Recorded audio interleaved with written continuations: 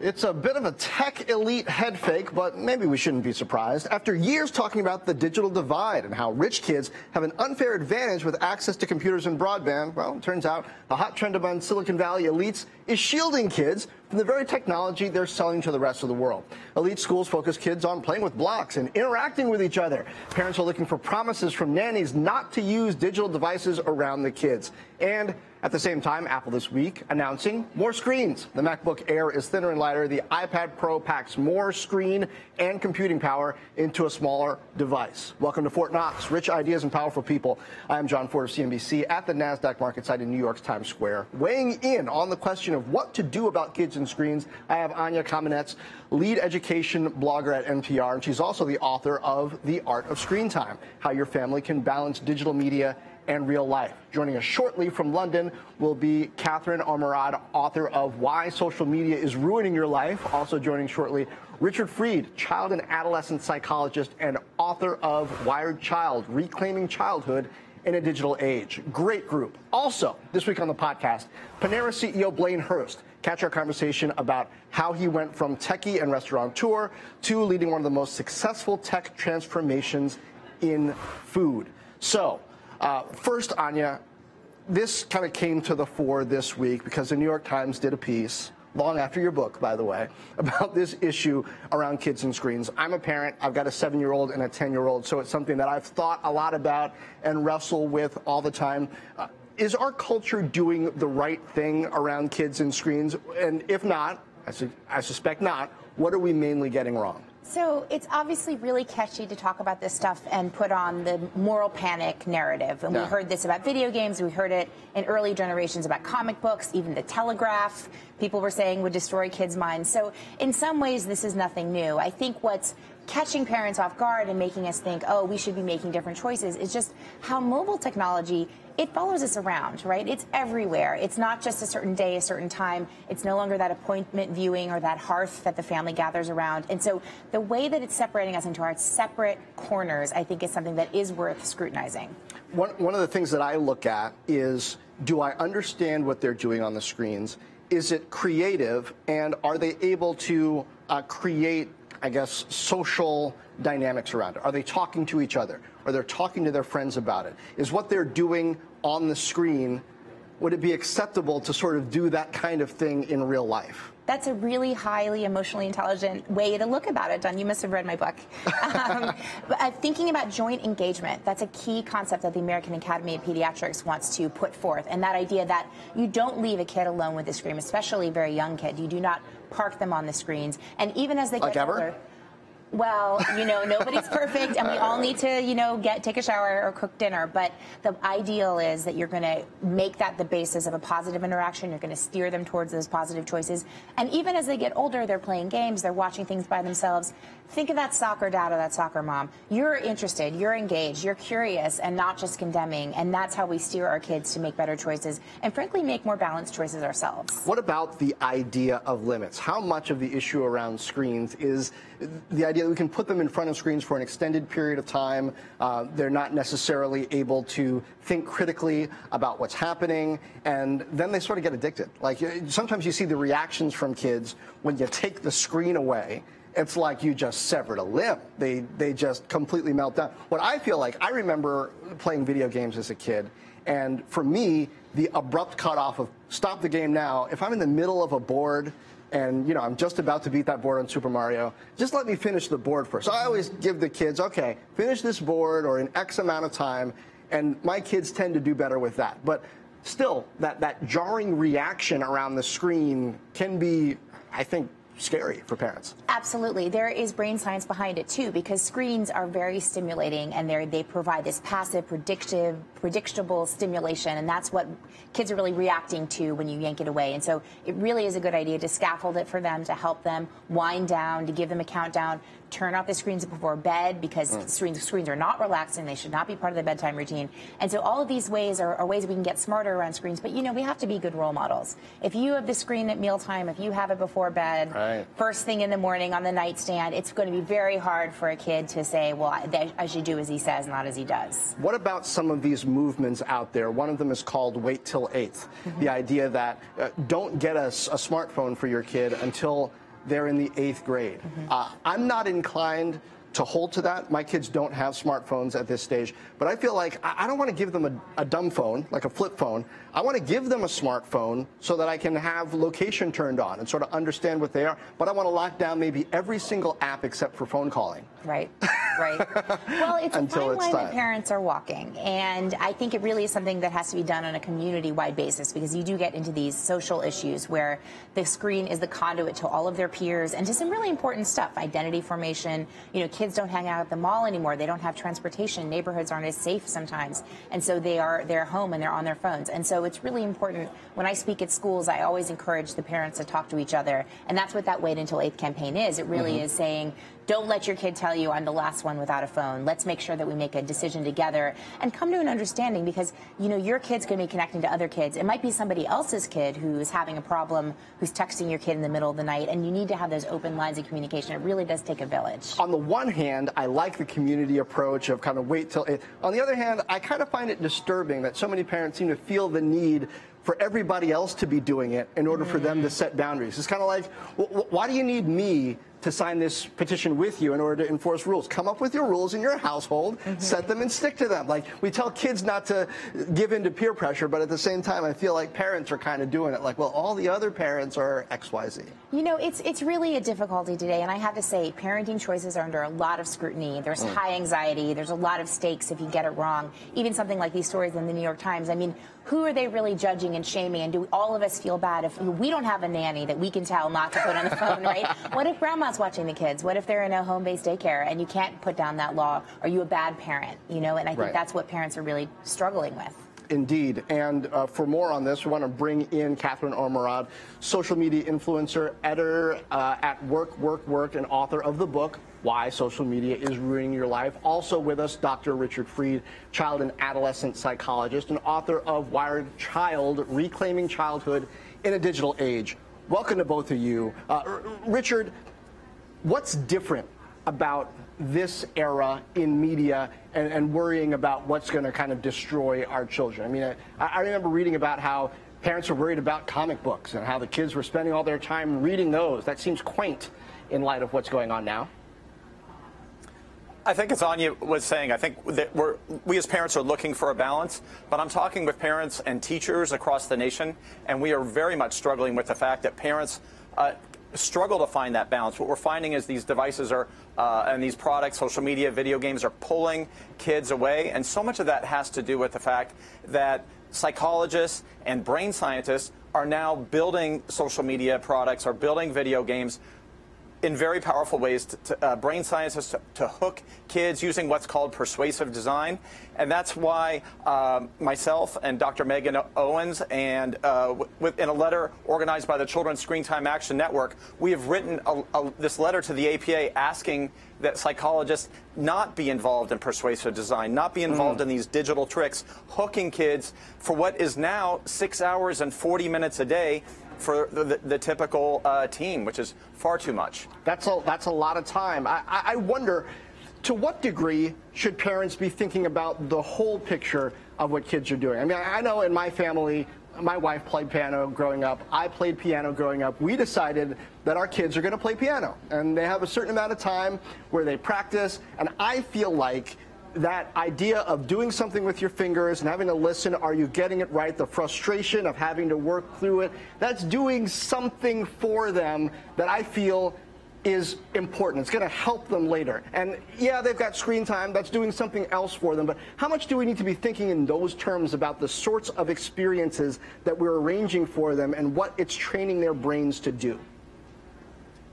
That's a really good question. What parents are finding, and why these screens are, video games and social media are so concerning, is because at 6 hours and 40 minutes for the typical kid, it displaces the activities that science says our kids need, and that is, even for teens, they need to be interacting and close with their family. And today, kids, if you look over at in the car next to you, you're going to see a parent and a teen together. That teen is not talking with a parent. That teen is on a phone. So it's so much of that displacement. It's also displacing kids' focus on school. It's taking away their focus at home, and so many kids are sitting there flipping through Instagram, flipping or playing Fortnite in the back of the classroom, and it's pulling them away from an academic focus that's also very important. Catherine, it's not just about kids, but tell me what you've been looking into as far as social media's impact on our lives and our interactions with people, and even our emotions and how we feel about real life because of what we're seeing happening on the screen. Definitely. I mean, a lot of the conversation that we've had here obviously is focused on children, but we could say the same thing for a lot of adults as well. When it comes to the brain hacking and the way these sites have been architecturally constructed to suck your eyeballs in for ever longer hours, minutes, days, I think that, that those issues are really universal.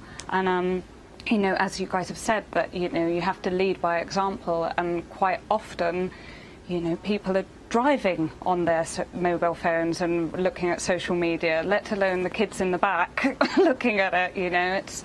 It's something that I think is an issue for the entire family.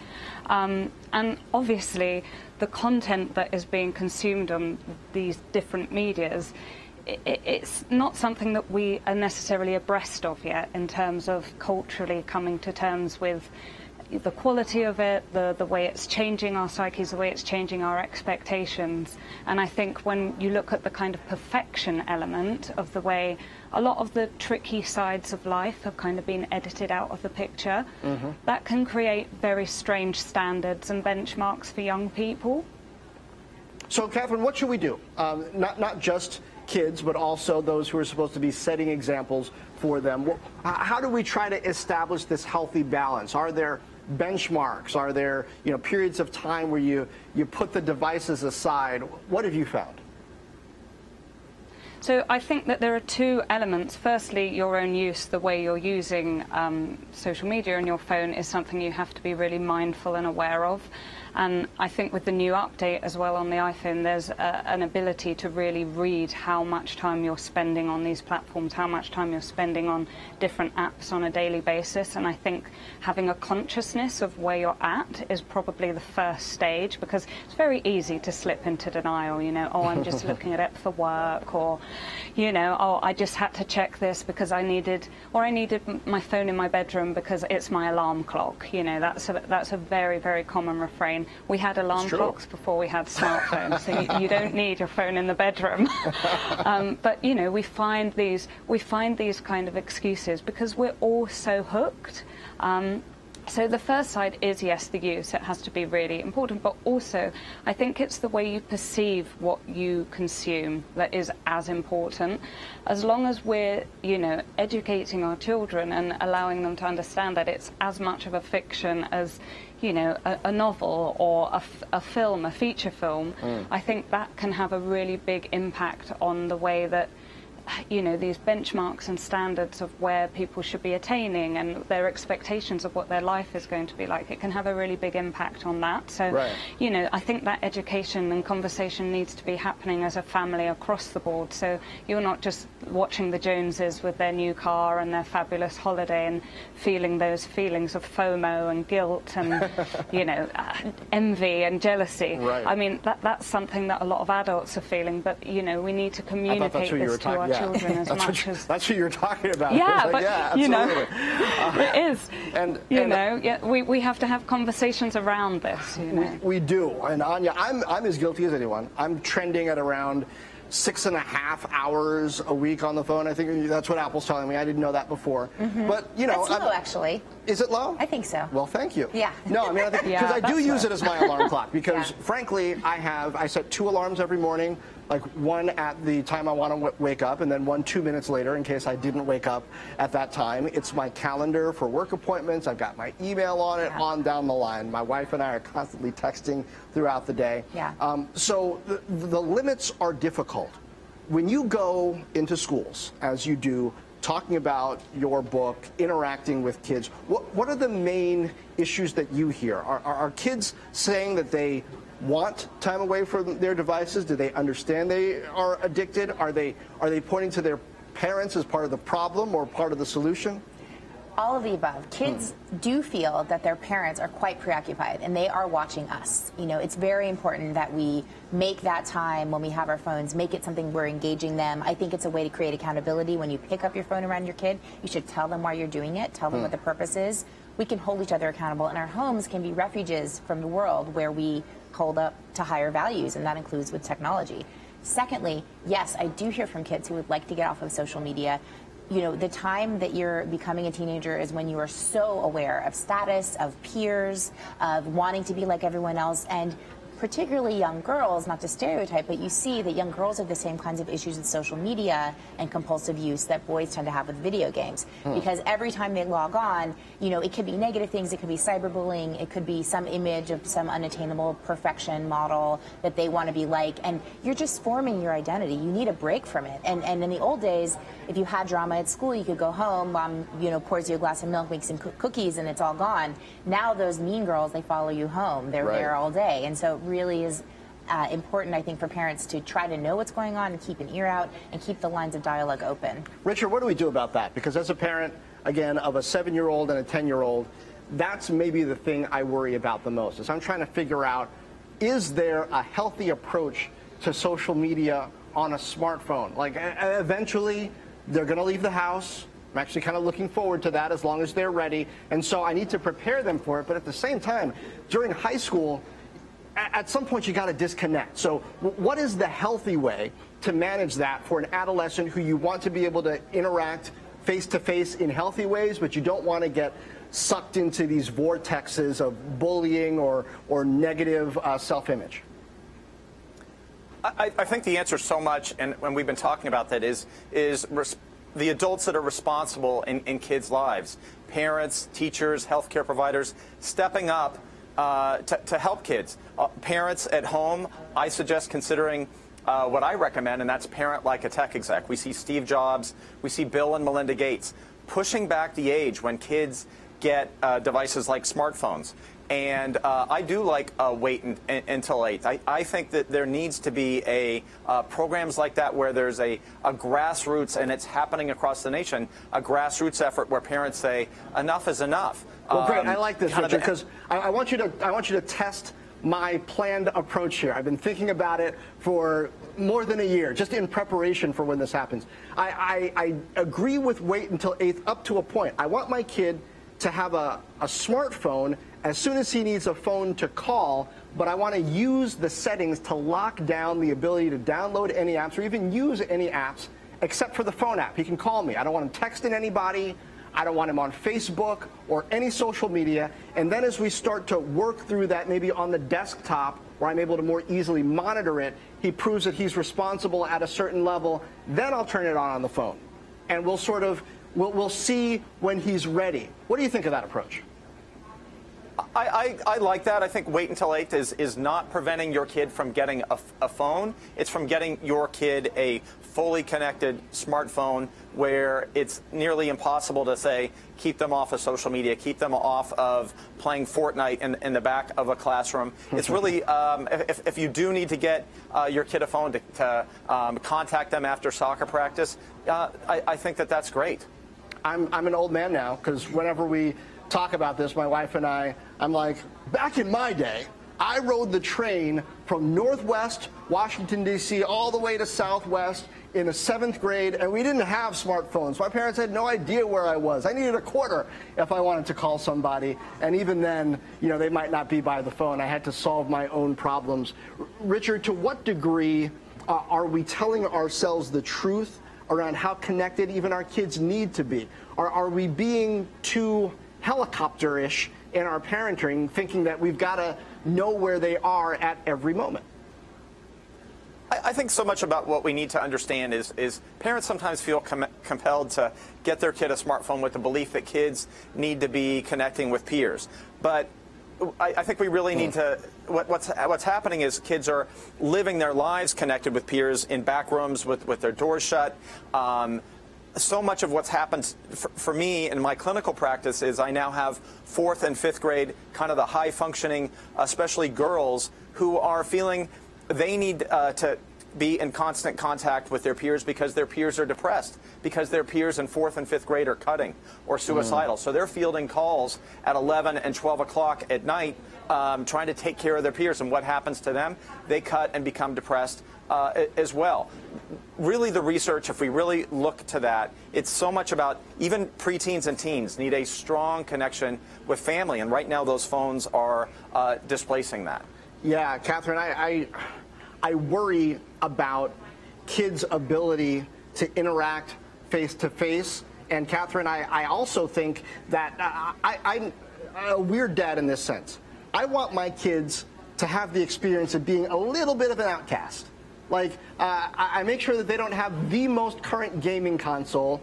When I was a kid, it's 'cause we didn't have it because we couldn't afford it. Now, I just want them to know what it's like for another kid who maybe is in less of a good financial situation, but they get the thing first, and they have to go over to their house to play it, right? So just so that they know what it's like not to always have the coolest thing and to have to feel confident in something else. To what degree is technology making us make those choices, both as adults and as kids, around where our limits are and what we can do without? I mean, a lot of psychologists have talked around this kind of idea of an empathy gap and a loss of ability to converse with each other, especially at younger and younger ages, and that's something to do with mediated technology for sure. In terms of setting these boundaries, you know, it's a really tricky spot because we're in a huge generation gap here. You know, the rites of passage that this generation are going through are as different as the rites of passage, the difference from our generation as it was apparently during the war, you know. So it is a really tricky spot because as a parent, as you say, your reality of your childhood was so dramatically different from the reality of childhood in a mediated world.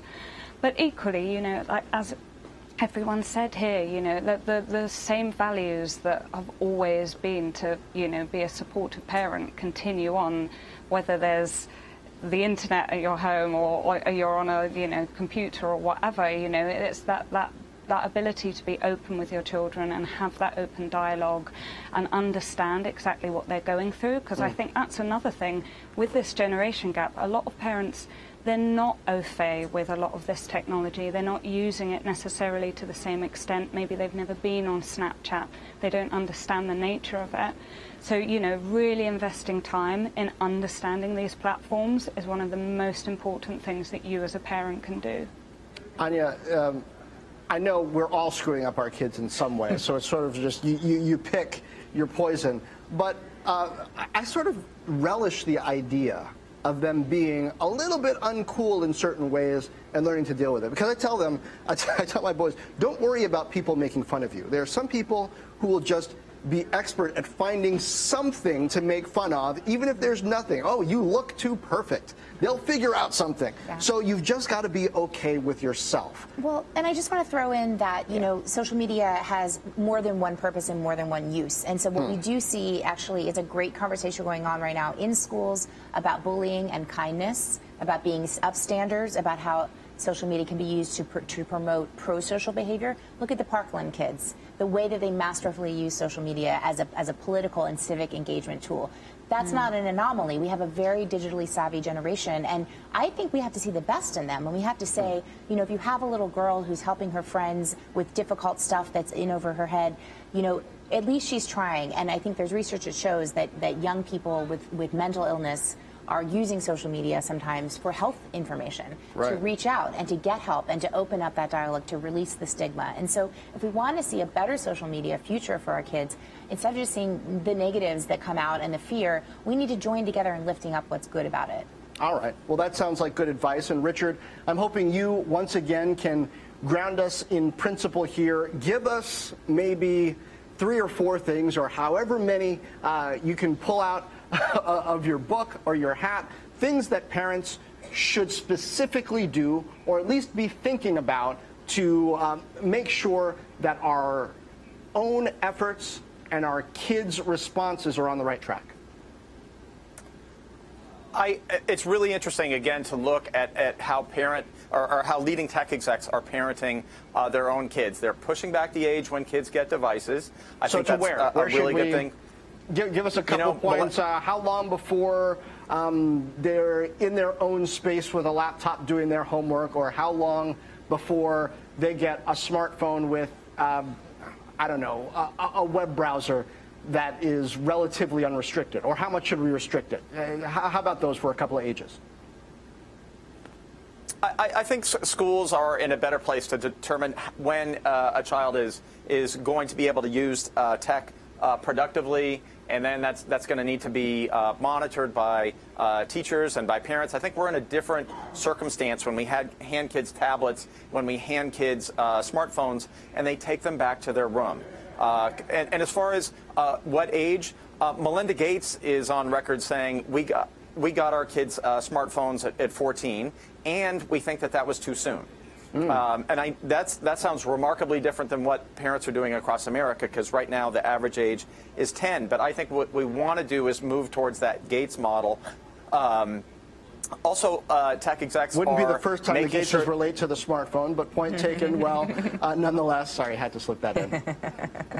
That's all right. And then we really want to keep devices out of kids' rooms. That they are so compelling. The World Health Organization just named video game addiction an actual diagnosis. They've got to be monitored. They've got to be kept out of kids' rooms. And I really like parents advocating that kids are not on their phones at school. So many private schools are not allowing kids to be on their phones during the school day, and public education, I think, is suffering because kids are in their classrooms goofing around on their devices. I really think parents need to advocate and ask that their kids in public school are provided the same opportunities that many private schools are providing their kids.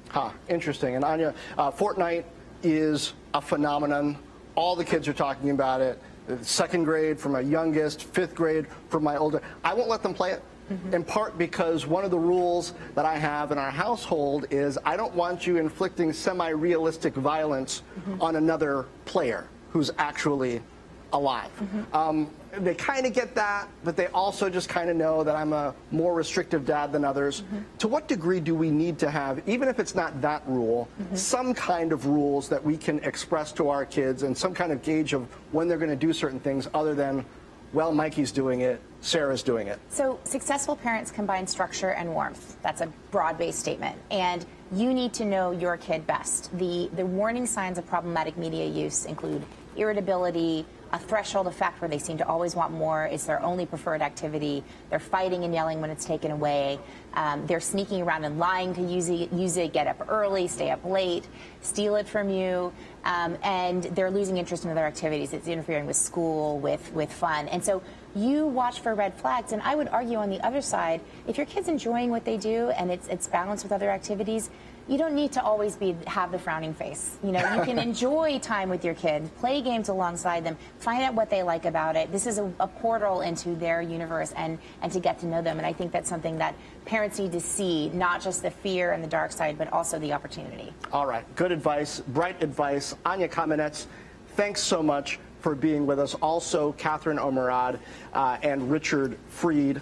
Coming up on the podcast, Blaine Hurst, CEO of Panera. And everyone who's been with us live, thank you for being with us. This has been Fort Knox, live on Facebook, Twitter, YouTube, Apple TV, Amazon Fire TV. We'll see you next time.